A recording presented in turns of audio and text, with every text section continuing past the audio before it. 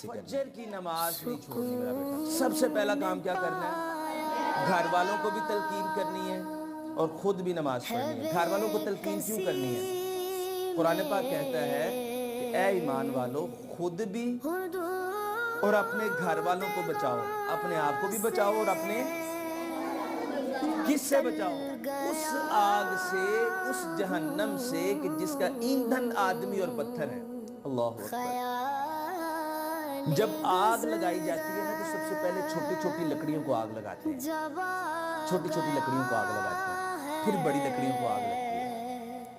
تو اسی طرح جہنم کی جو آگ ہے اس کو جب سلگھایا جاتا ہے تو پتھروں اور انسانوں کے ساتھ ان کو سلگھایا جائے گا۔ تو آپ چاہتے ہیں کہ آپ یا آپ کا بھائی یا آپ کی بہن یا آپ کی ماما یا آپ کا پاپا جہنم میں جائیں؟ کوئی چاہتا ہے؟